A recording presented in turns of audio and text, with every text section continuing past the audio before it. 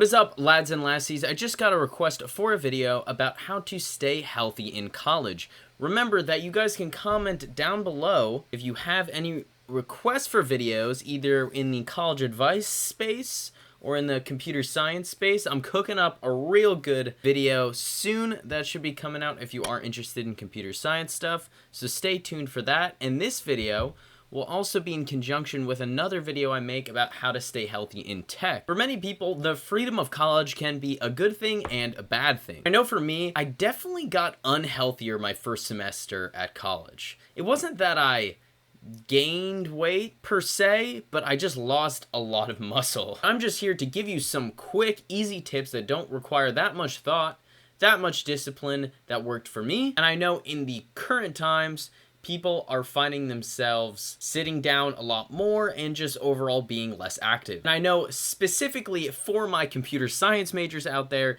it is very, very important to get up and move around now and again because, listen, we all know we're sitting behind those computer screens trying to fix our segmentation faults, but you know, sometimes you just gotta stretch those legs. But always remember, it is important to be confident and comfortable who you are no matter of your physical appearance. As a side note, I don't really claim to be a health expert. I'm just gonna give you 3 tips that worked for me that don't require too much thought or too much discipline. And if you stick to the end, give you a quick little bonus tip. And as always, you can find timestamps in the description below. So tip number 1 is intermittent fasting. Now, I wasn't a huge fan of diets, and I still am not, but intermittent fasting was one of the few easy things that really worked well for me. For those that aren't familiar, intermittent fasting is basically just restricting the times that you eat and not really what you're eating. So for me, for my schedule in college, I found that 12 to 8 was a good time. So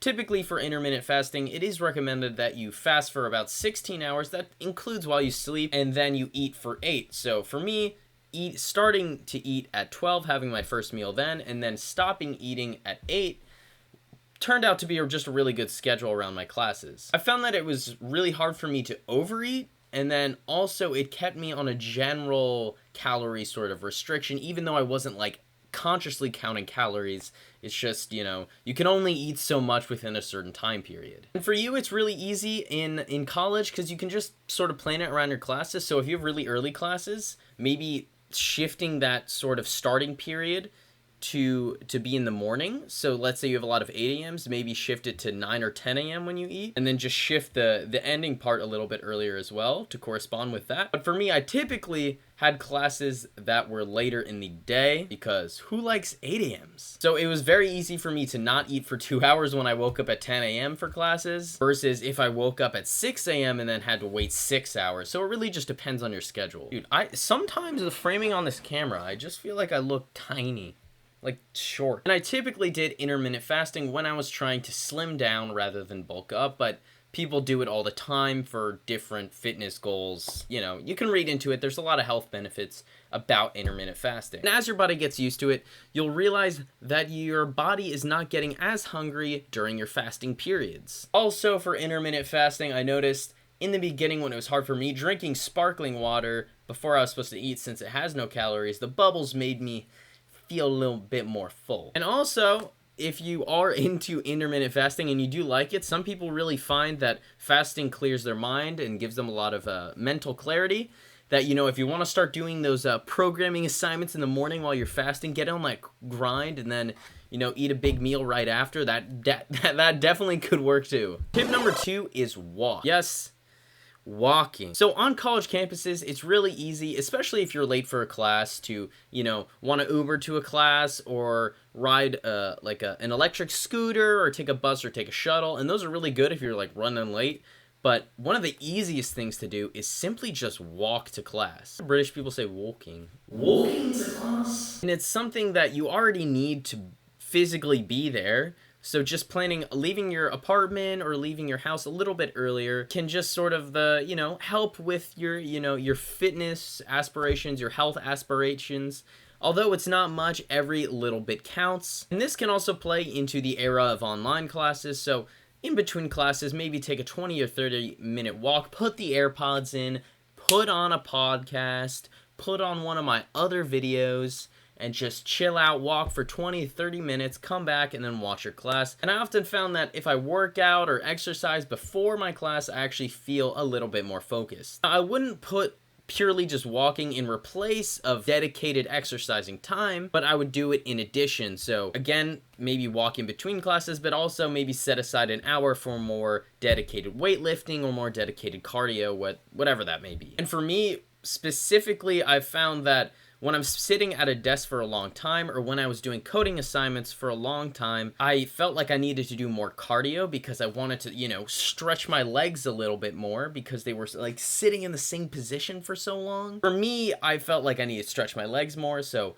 after coding, I would typically go for runs. But when I felt like I was walking a lot in between classes, I would do more weightlifting. So tip number 3 is try to avoid those unhealthy snacks. This was a huge pitfall for me my freshman year, because on college campuses, there's typically like these markets, generally in a lot of different areas, or these little stores, and they sell like all sorts of goodies. And usually they're open late, so when the craving strikes and it's 11 p.m. and you and your boys cruise the market, down an entire box of Oreos, it's pretty fun, but making a habit out of it is probably not the best thing to do. And I really remember that going to the market my freshman year and just absolutely just eating a bunch of cookies and desserts and stuff like that. And that's great.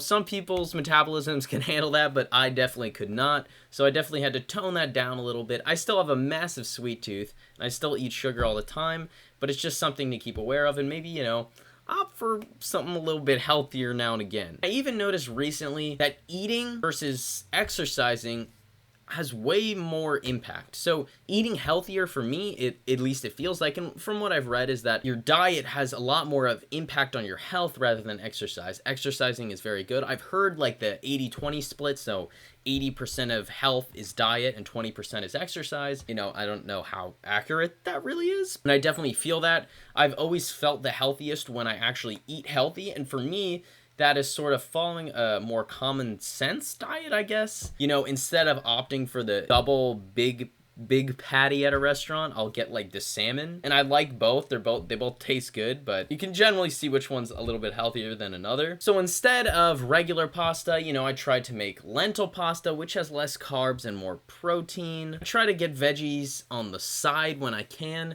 I don't follow this strictly all the time, but I try to aim for it at least. And then also trying to limit my sugars. As I said, I have a giant sweet tooth and I could eat an entire pack of Oreos very easily. Not buying sugar is a big thing for me, because if it's in my house or it's in my apartment, I will literally devour it as soon as I buy it.